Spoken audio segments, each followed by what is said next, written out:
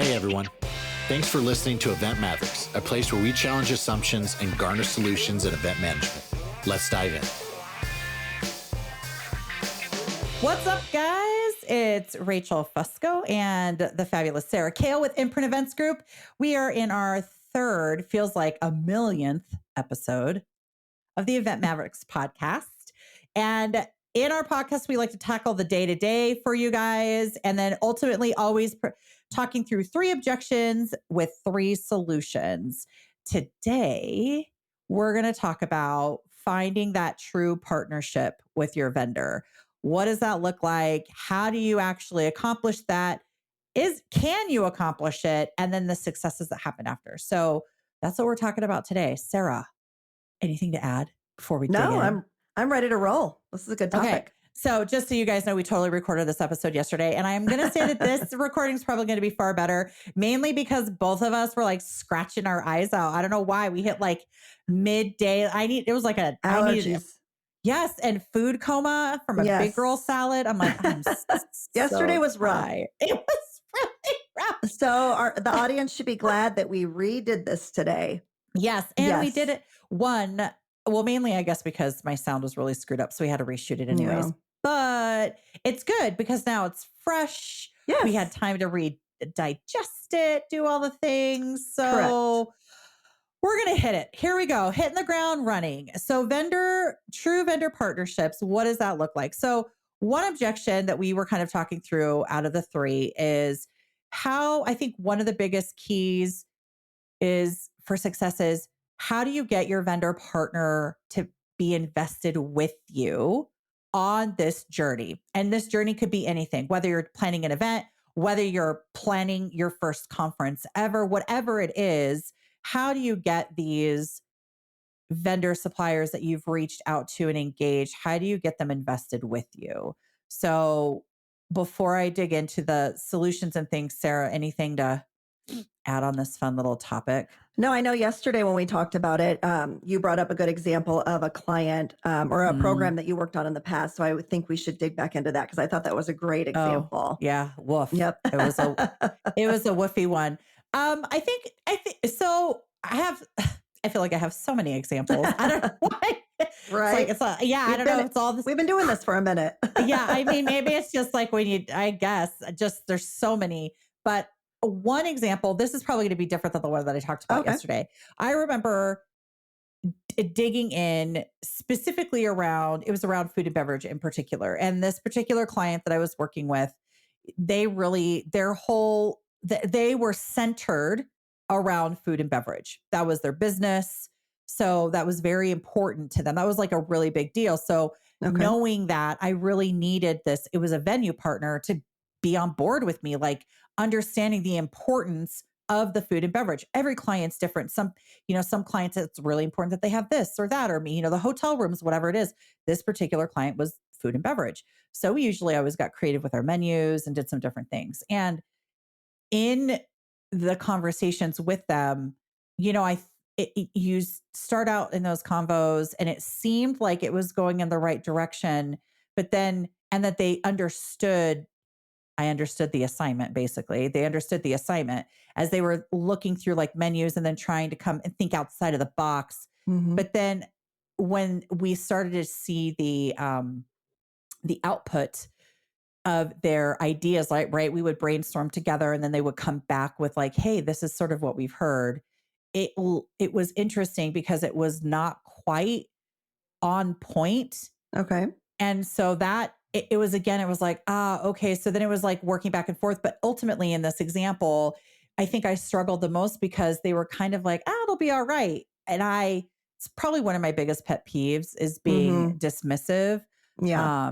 Especially when you can tell it's not going to be all right. And I'm like, I don't know if this one's actually going to be all right.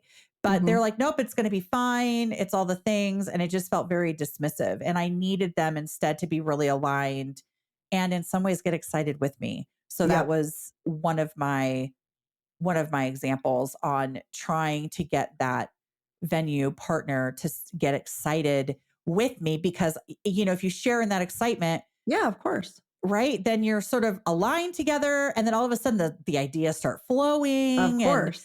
there's all, then you start thinking and reading between the lines. So anyways, there's that whole situation. So were they just not creative, like in their menus that they were coming up with, or what was the exact, I'm just curious now. Were they, yeah, right. they just weren't coming back with like ideas that you thought you were unique? Yeah, it's okay. So this is probably a really good example that can probably go through the whole gamut of all three of these objections and solutions. Yeah. But in this particular case, it was how they were showing their level of commitment to support this. So, we would say one thing. Okay. Here's another really great example. There's so many. Oh my God, there's so many. So an international incentive that I helped with annually, I was part of that team, and it always went overseas. Typically always to Europe. And I remember florals were a really big deal, which if you know me, it's not that I don't love florals, but they're just right. When you said that, I was like, oh, her favorite.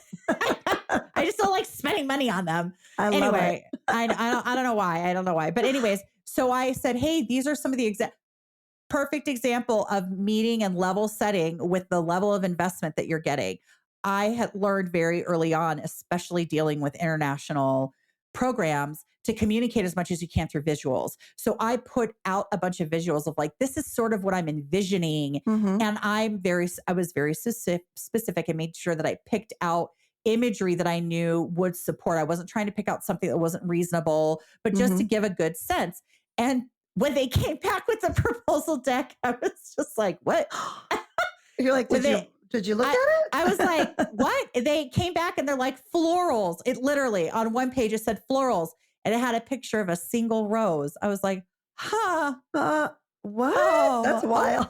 I know. I was like, oh, okay, great. All right. And then I was like, I don't understand. So right there, in my way, red flag. That was a red flag for me because I'm like, wait a minute. Are they just, so again, that comes into the investment portion. Are they invested in this program with me? Because I spent the time to sort of really try to, because especially with that program, sometimes there's language barriers or whatever it is, and then cultural things. So I try very hard for visuals. I'm like, no, really, we're looking for something like this on a literal sense. And then to get that back, I was like, I'm sorry. Did I maybe... Did I stutter? Okay. Yeah, and whether it's that or it's like, oh shit, like maybe I didn't. Maybe what was where was the confusion? Right? I don't know. I thought it was clear. Not sure I could have been clearer. Yeah, it was very strange. It was very strange. I thought that is odd. It was just, and it was the most bizarre. And then I actually remember reaching back out to them. I was like, oh, some images must have fallen off your proposal. Because I was like, something's terribly wrong here. Because I was just like, it was like one image with some text on a PowerPoint slide. So it just didn't seem right from that level. Sorry. Anyways. You're like, unsubscribe. It was such a funny little output. I was like, this is really strange. Okay. So anywho, in that situation, that was to me the red flag of investment. Like I'm trying, here I am. I need you to, obviously this is of great importance. If you could align with me, that would be really, really great. And then obviously the return in that portion was lackluster at best. And it felt like either they didn't understand, right? Or two, they just weren't invested. They're like, yeah, okay, we got it. And then again, dismissive and they brush you off, which is really infuriating on a human level, by the way, regardless. Absolutely. On a human level, it's really crappy. Yes, exactly. Yeah. That happens even domestically though, but I do get your point, when it's international. Yes. The more visuals, the better, just because of the language barrier. But I had a client yesterday telling me that they were working with a supplier and the visuals are in the proposal, right? So this is what you're expecting. And then when it came day of, it was like, this is not at all what we agreed to. And that's why you have visuals, right? You've signed off on this visual. Yeah. And that was in the States. So it's like where there was clearly not lost in translation what happened here. So, and then to what you were saying is, if you're not contracted yet, that's where red flag, okay, we need to go to someone else. Great, there's time to fix it. But if you're already contracted, that's when it's like, okay, look, that's where we talked about communication. We've got to sit down and be like, okay, A, did something fall off the proposal? Yeah. And if Oopsies. it did not, B, like I need Right. to make sure we're on the same page here because when I provide visuals, that's because this is what I'm looking for. And Right. clearly there's a disconnect here. So what Right. can we do to get on the same page? And I do think Right. we've talked about this before that, it's not just communication, it's in your approach. And I know you and I are very like fun, laughable. I think if you can So bring fun. I know. If you can bring fun to it though, so it's not so intimidating. And I Yes, think that totally. helps. I think you start that way and then if they're still not, then you can bring Yep. into the like, okay, now we got a problem. Right. So Yeah. I think if you can Right. bring that approach at first, that Yep. helps to Yeah. ease into it. And then you can get matter of fact later Yeah. if they're not getting it.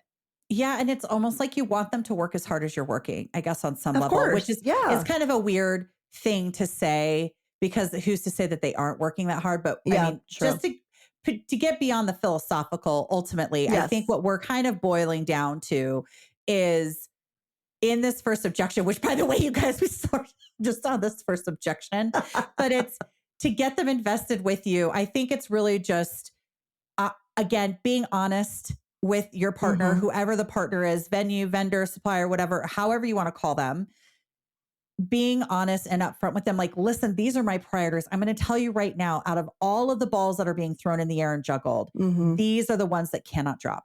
They will Yep. be laser focused Mhm. and we can't drop them. And Absolutely. so really being able to share that with them.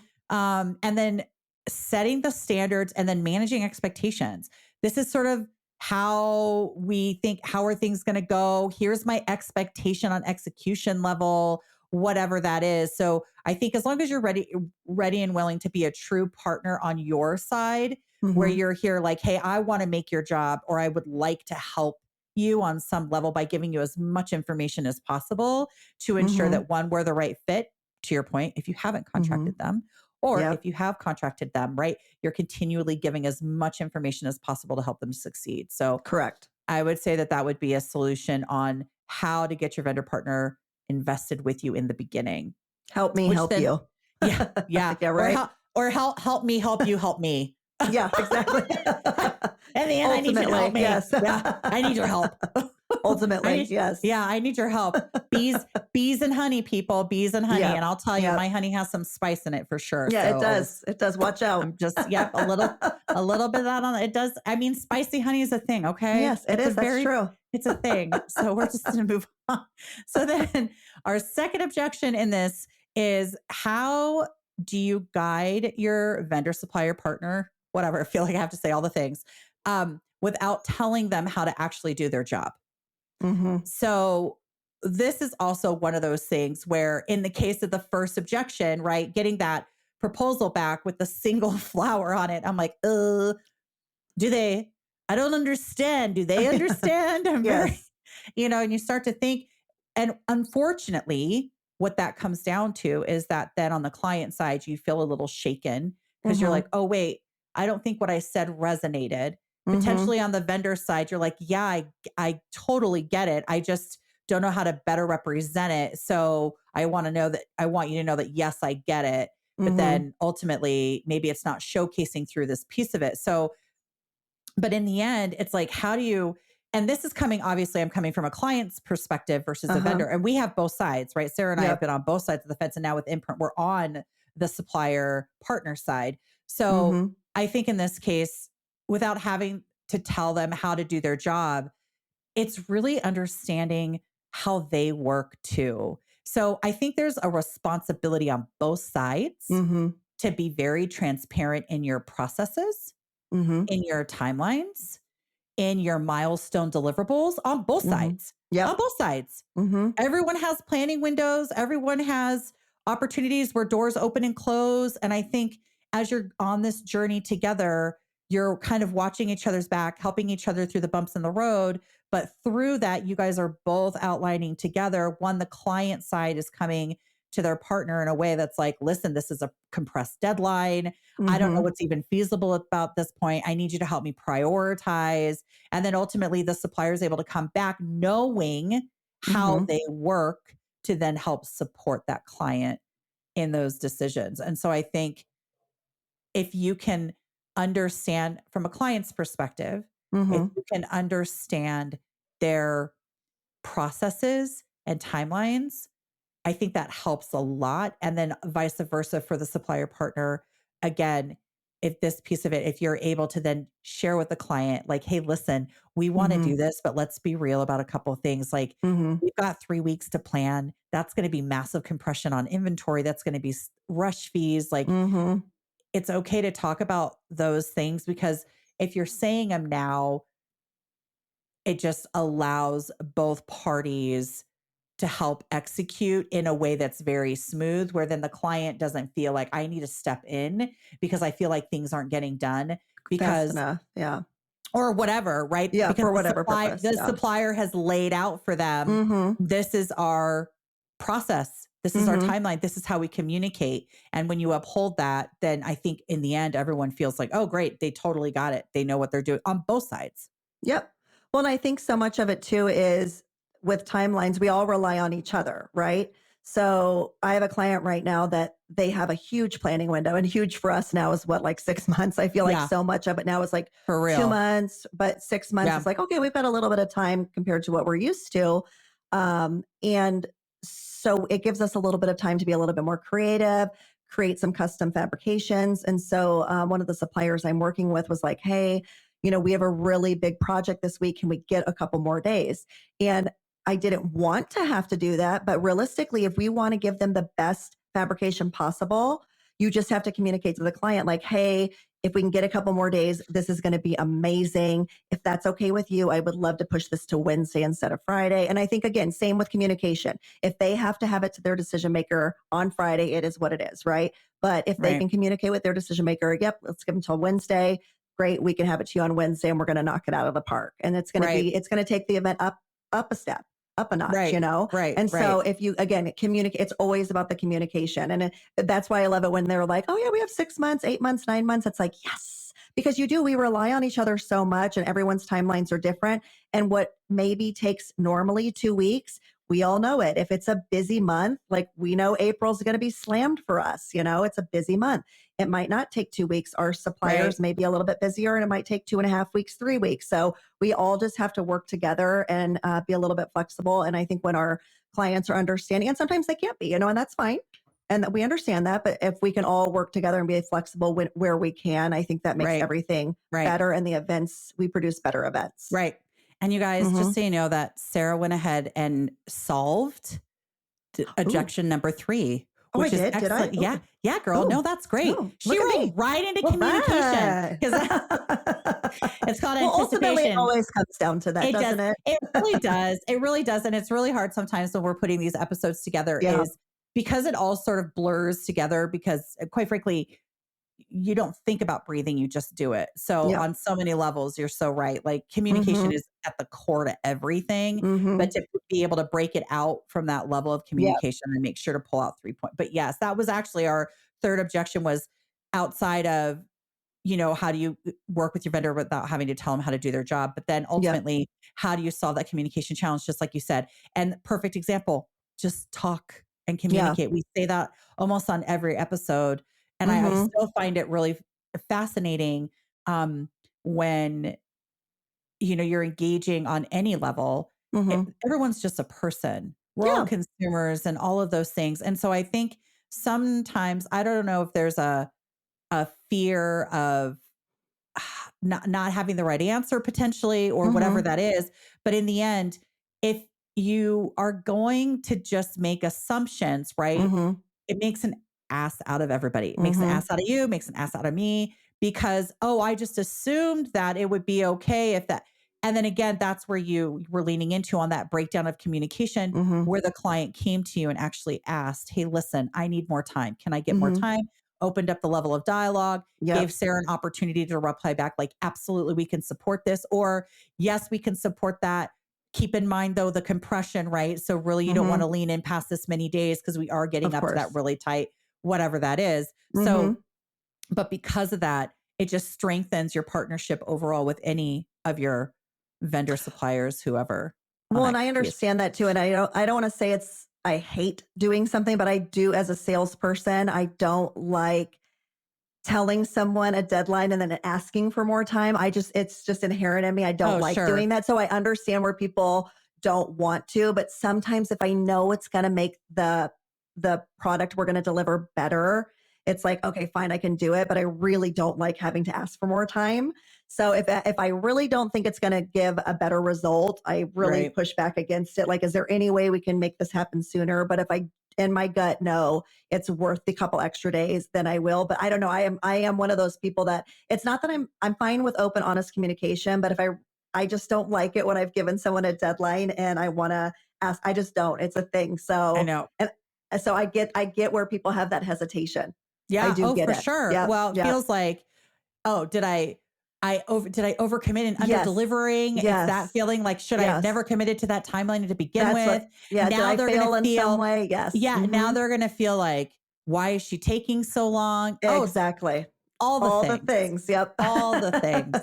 It's all of the things that we have to think through and deal with. But I think sometimes it is what it is on some level. And I think, to your point though, if you just are honest, and sometimes it lands well and other times it doesn't. And that's just, you're going to win some, you're going to lose some on some level. That's true. So in the end, for all the things. So I'm hoping that through these 3 objections and solutions, which we're going to recap here in just a second, you find some footing with partnering with those vendor suppliers.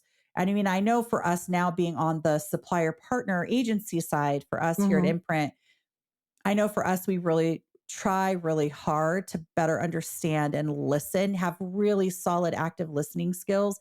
So we don't have to feel awkward or unsure in some level when a client is coming to us. And I think that's part of it too, is taking a chance to stop and look up and then ultimately go from there. So to close out, our 3 objections were. So the first one is, how do you get your vendor partner invested with you? And the solution is just be honest, open, and upfront with your priorities that apply to this particular vendor or supplier. So just be really like, hey, this is really important to me. I need a lot of support in this area. This is going to make or break it. So that would be your solution to just, it is communication, but it's really ensuring that you pinpoint that piece. The second objection is, how do you guide your vendor without telling them how to do their job? Understanding and their side and your side.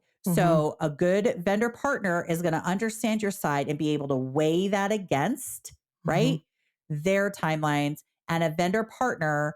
And then a client is going to also be able to be an excellent partner when they're able to understand their processes to weigh their needs against that. So it's a whole thing of, I honor you, you honor me. And together it's going to be really successful. And I think you'll have success and investment actually from that approach as well.